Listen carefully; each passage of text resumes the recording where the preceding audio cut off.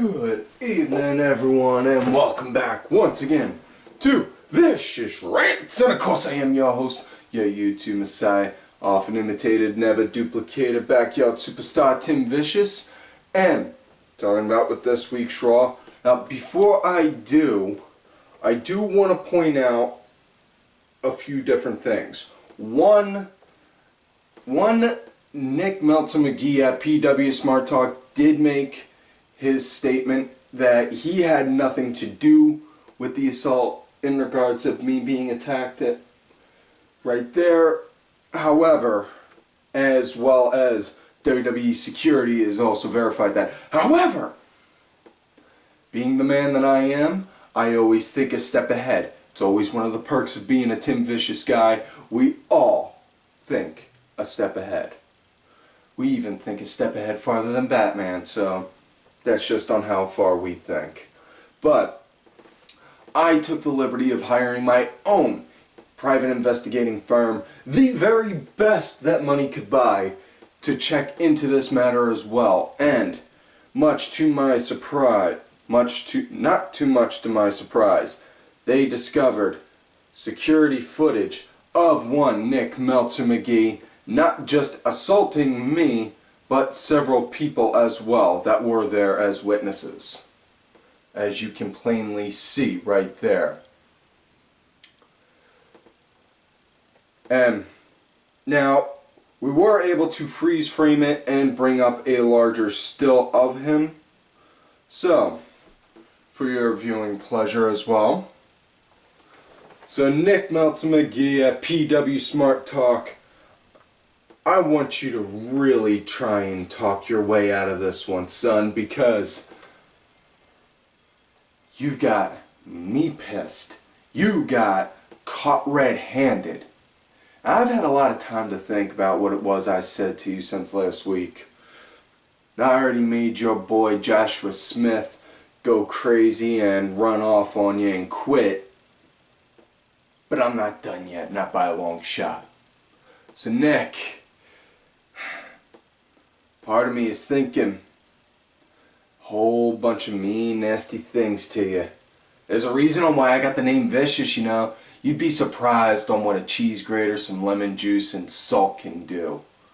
And trust me, what most people would consider cruel and unusual, I would call that a typical Saturday night.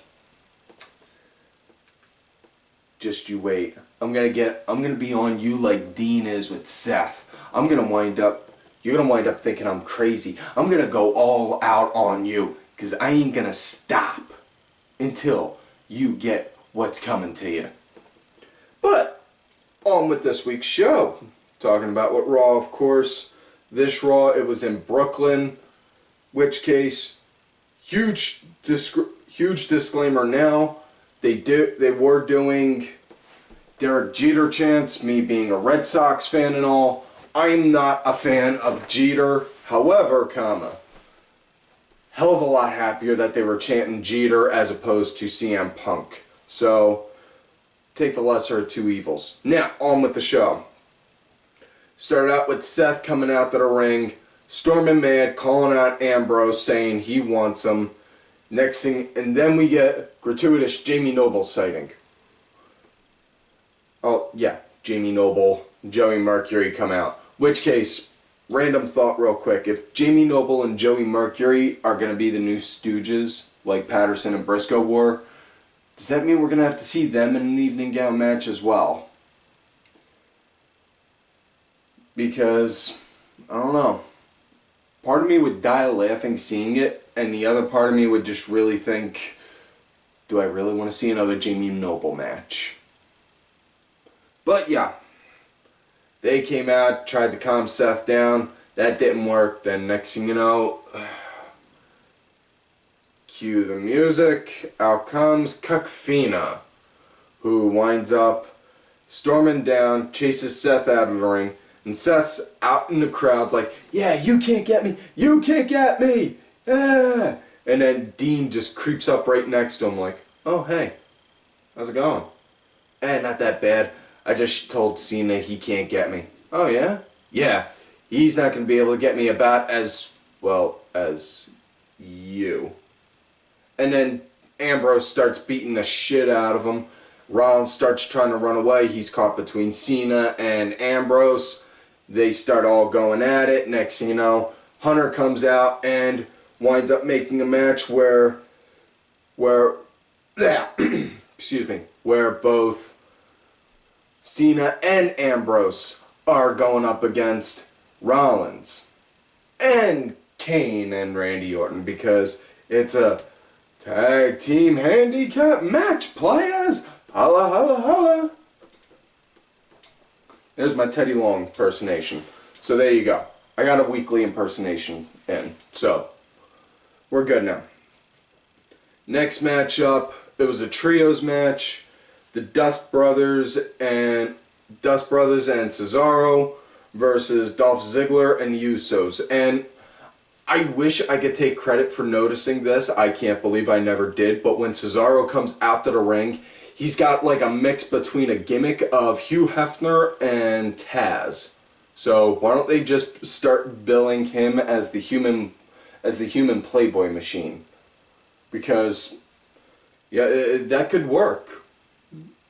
Then again, that may also only work if we're making it adult oriented, like environment, kind of like the movies that used to be in my uncle's sock drawer. But moving on, yeah, Dust Brothers and Cesaro versus Ziggler and the Usos, and also everyone's been going nuts saying Ziggler, that United lost Ziggler's bag and it had the IC title in it. No, he didn't lose it. It's simple. Look, you gotta understand, Dolph Ziggler, he's got almost the same kind of sense of humor as me. Dry, witty, sarcastic, slapstick, all of that rolled into one. He pulled that out. United probably really did lose a bag of his, and he was just ribbing them the whole time doing that. But talking on that, as far as with the IC title, he didn't really lose it because, you know, simple travel plan 101.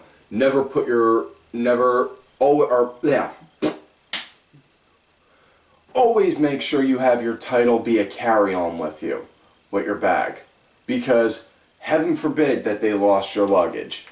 You went to go do a show in Indiana, you have that bag that gets stowed underneath that has the title. Next thing you know, they lose that bag. You lost the title. So, yeah. Not only that, there were pictures going around for indie shows from a few days beforehand when he was still thrown out on Twitter saying that United lost his luggage. And he was doing house shows and had a title. So he didn't really lose it, folks. But anyways, back to the trios match. Yeah, it was pretty decent. I mean, it was a decent match. My big thing was, where's the story? Where's the story behind it? I don't understand why there wasn't one. You know? I mean, it's hard to... I mean, I don't know. I guess it's because one part of me is because I'm Irish, and the other part is because I grew up, you know, seeing wrestling that always had matches, wrestling shows that had matches on the card that always made sense in some kind of a manner. And just having the two tag teams that are feuding with each other and two different guys that are feuding with each other team up to go against each other in a just random booked for the night match, it don't make sense to me. You know? You gotta have some story and you gotta have some meaning behind it. Like, have Cesaro go and talk to the Dust Brothers saying, hey, this guy that I don't like is working with these guys you don't like, so why don't we work together to try and go and take them out in a match tonight? You know, something like that. But anyways, the match, it was pretty alright. Wound up giving a huge, and I gave a Road Warriors pop when they threw out the triple super kicks. You know, Although, personally, on how I think they would have made those triple super kicks better, take out Uso 1, take out Uso 2, put in the Young Bucks, and have the Young Bucks and Ziggler all throw out a triple super kick. And then next thing you know, just have the Young Bucks go and throw out a Meltzer driver. There you go. But yeah, the Usos and Ziggy got the win. It was not really that big of a surprise, you know, the babyfaces got to get the wins. And I do like that they're starting to slowly build up a feud with Cesaro and Ziggler. Although I would like to see Cesaro win a title, especially considering since he lost the US title, every title match he's had since then, not getting nowhere. But yeah, next matchup, it was Bo Dallas versus Mizark Henry. And, you know, like I said, heaven help me, I am a believer. I will admit that I am, just because of the simple fact of his gimmick is so cheesy that you can't help but just look and be like, oh my god, that's so lame. And I see it and I just see that it's so lame, and that's why I love it. Because he makes it worthwhile. Like when Cody had the porn mustache, or while Cody's doing the stop bit. You know? It's just, it's so out there that you just can't help but be like, that's pretty freaking cool. But yeah, the match between Bo and Henry, it was, you know, it was normal. Henry going nuts, Henry going ape shit and trying to smash him. And Bo got in the ring just at the nick of time, because just as Henry was about to get in the ring, the ref got the 10. Big thing that kind of caught me though was ref got the 10 when Henry was on the apron. Any other time, and that was kind of any other time in any other match, refs always stop when they get on the apron. So it kind of raised a red flag to me, like, why is it you're going to have to go by those rules on this match but not on any of the other matches? I mean, that's just me though. But Bo won, and Mark, buddy, it's okay, because you will get a win against Bo Dallas. All you have to do is believe. Okay, yeah. Cheesy spot. Yeah, any more words of Jack Victory? High spot. And moving on, next match, it was ST Divas match.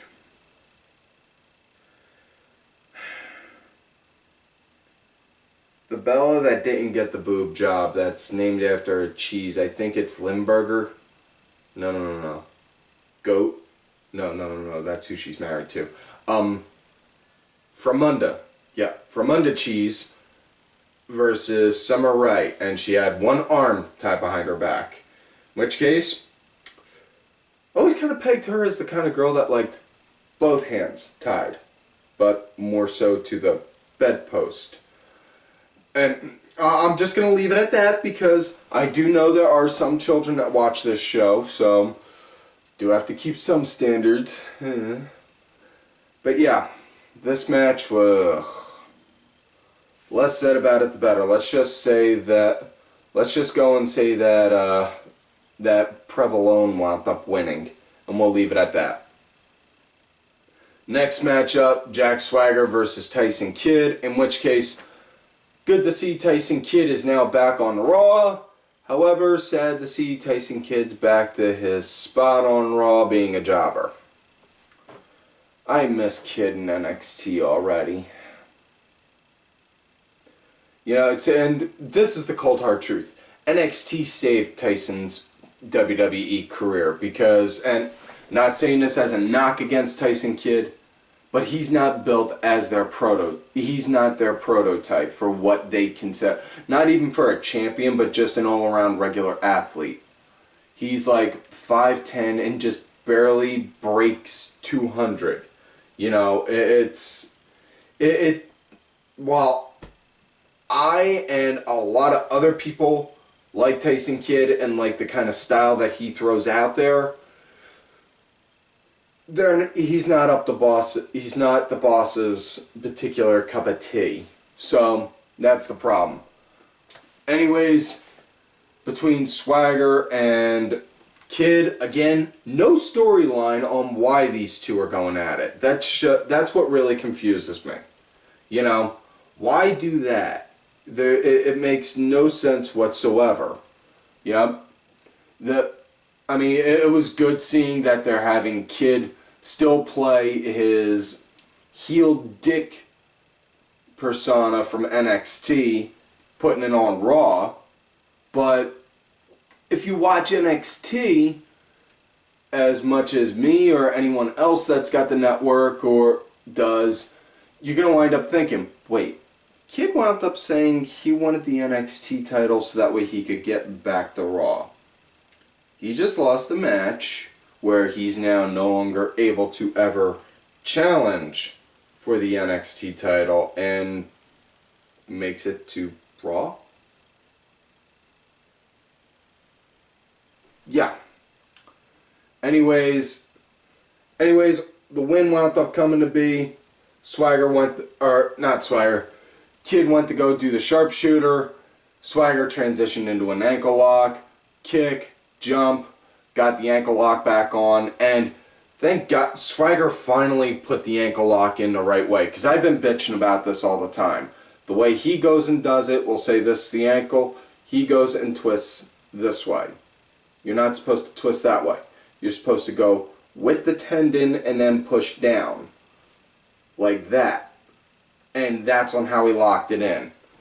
And that was great. It was great seeing him do that. You know, I personally would have liked if he, right after he did that, he just went, fell down, and then did a leg scissors around the leg, just to help secure it. But either way, Swagger got the win, and I'm guessing that they're having Kidd do this on Raw now just because, you know, like the NXT crowd said, Natty's husband! Yeah. Next matchup, quite possibly,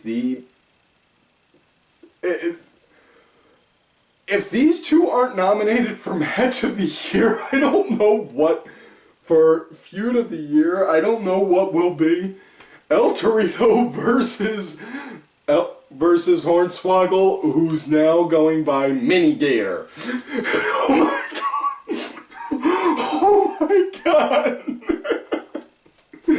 Oh man, this is so funny. I couldn't help it. Like I said, I am just really hoping we can get another WLC match with the little tiny tables and the ladder. Oh my god. It was so hilarious. You had Primo and Epico sitting with Torito, and then you had Slater Gator over with Mini Gator, and yeah, oh man, dude, I was so happy watching this. Yeah, you know, I swear, if you couldn't find at least a small little bit of fun in this, you should do like what Mask Mark said in one fantasy booking a long time ago.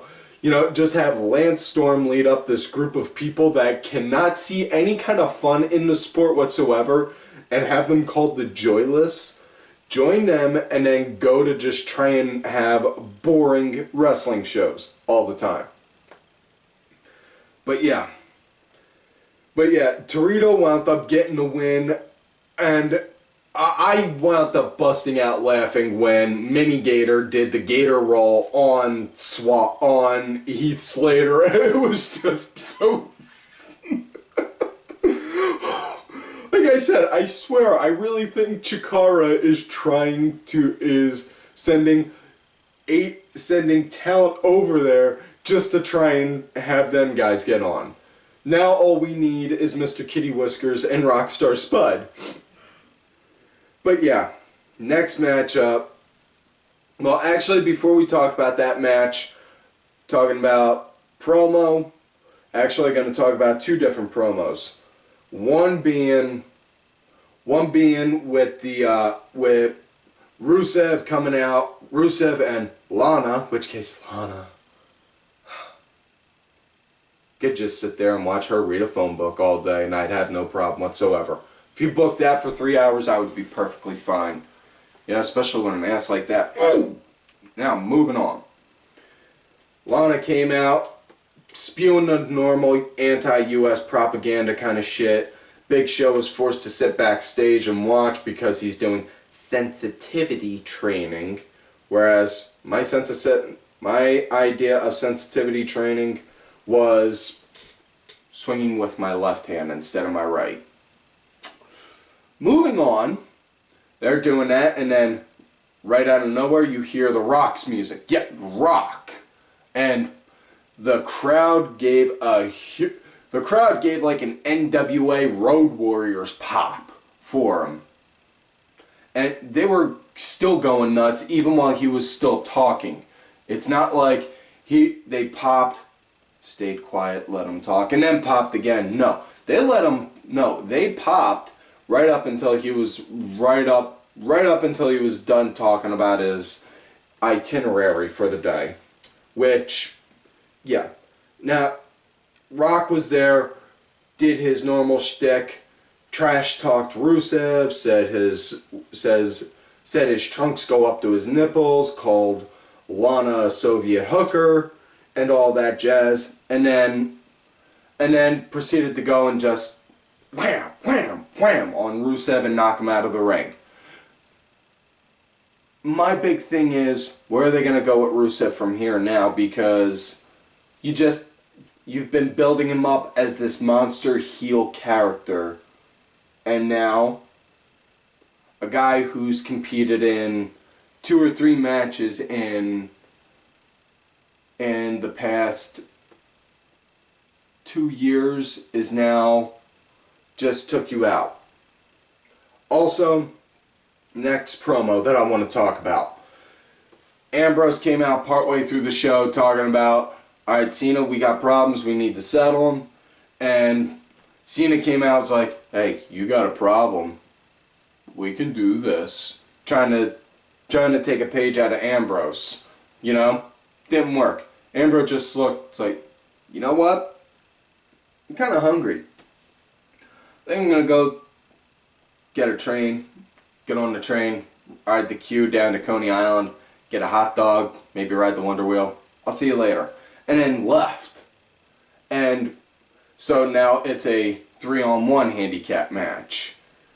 So, now that we're done that, on with the show. Next matchup, it was Alicia Fox and Paige versus AJ and Emma, which, really glad to see Emma back. AJ, you may want to hide your title though, that way you don't wind up finding it missing. But yeah, I like Emma. It's just, the problem that I got with her is her gimmick makes her move around and act like she's green. And really, the girl's got skills and the girl can work the ring. I absolutely adore seeing Emma in NXT.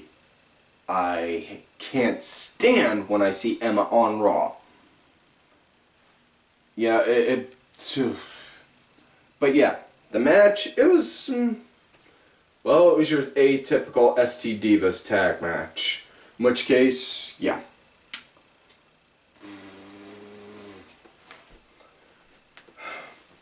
Paige wound up getting the pin. She wound up doing she wound up hitting her finisher.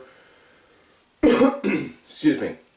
She wound up hitting her finisher on Emma because AJ just straight up walked out partway through the match. And really, are we just going to copy everyone that gets a huge pop from doing walkouts now? Just anyone, just have the most popular person in that match just walk and say, fuck it. It's not going to get anywhere, people. So yeah, next matchup, The Miz versus Sheamus. This one, it was, I wasn't personally that invested into it. However, what I was really invested in was the way that Sandow was mimicking all of Miz's moves. headlock, running the rope, everything. And the crowd was behind it too. They kept on chanting, Sandow's better, we want Sandow, all that jazz. And absolutely loved that. It was really good seeing. Yeah, and on how the win came to be, Miz got the win, much to the surprise. And no, he didn't do a figure four, so the kittens were saved. And, because, like I said before, every time Miz does the figure four, God kills the kitten. And, folks, please, think of the kittens. Because if you don't, who's gonna? But back on how Miz won. Miz wound up getting a roll-up on him. Miz wound up getting a roll-up on Sheamus and got the 1, 2, 3. Which, okay, now that they did that, how about this, just as an idea? Why don't they start moving Miz into going in Miz going for the US title now, especially considering he's a former US champ, just so that way the title can get relevant, and, you know, it'll calm down people like me, because I'm getting pissed off that, you know, everyone was bitching and whining. Dean Ambrose never really defended the US title. How often has Sheamus defended it since he won it? But yeah, on to the main event of the night now. John Douchebag, John Cena versus Pantsless Orton, Safari Kane, Scuba Kane, Corporate Kane, versus Seth Rollins. And earlier, Triple H said, Seth will start the match. I guarantee. He is going to be forced to be in the ring to start the match. And once the bell rang, Seth just went, tag. Which I absolutely loved. Everyone knew that was going to happen, but really, you know, hey, Hunter kept his word. He had Seth start it. Never said he had to actually fight to join him. Anyways, it was your normal kind of handicap, 3-on-1 handicap. You know, once Cena started picking up some momentum, going good, next thing you know, Kane's good match senses were tingling and then forced him to interfere. And while I may be ribbing on Kane, I like him. I rip on everyone, whether I like them or not. Anyways, Kane's good match sense. He was like, my good match senses are tingling. Must interfere. And then came in, started interfering, and then the numbers game came to be, so to say, and they all started beating down on him. Next thing you know, Ambrose's music hits, and he's walking down with a hot dog cart. So the Titty Master has a cart full of New York wieners. So many jokes in so little time. Anyways, Orton and Kane, they were just standing there like, alright, come on. And then Dean pulled back his jacket and he had ketchup and mustard packs in holsters and just went at them like John Wayne, just whoosh, and started squirting them. And yeah, I said John Wayne. So you know what? Because I grew up on some real fucking westerns watching John Wayne, Clint Eastwood.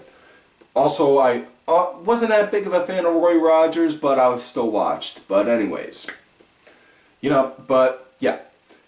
Squirted them, took them out. Next thing you know, went to go after Seth, threw, and wound up getting Seth outside, tossed a case with sauerkraut on him, and then relish, and it was nice. The way Ambrose is going at it, doing the whole I'm gonna get you thing, it's really nice. Nick Meltzer McGee, you may want to take notes, because ain't nothing saying I ain't gonna get you in that kind of manner. You know? But yeah, they wound up beating them down. They all kind of tucked tail and ran, and out comes Hunter saying, Ambrose, Cena, you both want Rollins. Well, you know what? You can get him. But you two are going to have to go through, one of you is going to get him, because at Hell in the Cell, You both are going to go against each other, and then the winner will fight Seth Rollins in a Hell in a Cell match. And I called this match last week. I said it last week they were going to do this. You know? Now, easy money's obviously on Ambrose winning because Ambrose versus Rollins is big money. You know? Logic says that they're going to book Cena to win because, well, it's Cena. But yeah. So, it can go either way. I would like to see it be Ambrose versus Rollins in a Hell in a Cell just because, you know, you play up Ambrose's lunatic fringe gimmick, you put him inside that, you put him inside a Hell in a Cell, you might as well have him trying to push Rollins' head through some of the holes in the cage like it's a Play-Doh. You know, that'll work. But anyways, that's all the time for this week's video. So, like on normal, don't forget to like the video, subscribe to the channel, go back, watch all the other episodes. Look for me on Twitter at Tim Vicious. Make sure y'all check out my backup account, Tim_Vicious. I get put in Twitter jail every now and again. Also, make sure y'all check out all of these cool ass cats right here on Twitter. Vicky Earls, I am Danny Sunday. Also, make sure y'all check out Vicky's YouTube page. Monkey Morris, Axel Mulligan, Sunday Segway. Yeah, didn't exactly beat the clock, didn't turn out on how I'd like, so Axel, pulling for you, bro. Sinfully Sabrina. Also, oh, sorry, head's still kind of making me fucked up a little. Make sure y'all check out Axel Mulligan's YouTube channel, Axel's Analysis. He winds up talking about NXT. Hell of a smart guy, probably one of the most educated fans I can say I've ever had a conversation with. Absolutely love talking to him about the business. Sinfully Sabrina, Cranky Grandpa, Legion Lady Aaron, Oliver Ben, Just a Stupid Mark. Make sure y'all check out Ollie Ben's and Masked Mark's TNA turnaround, as well as Bronx Bitch Forever, who is my client, and may I add, the Raw General Manager. And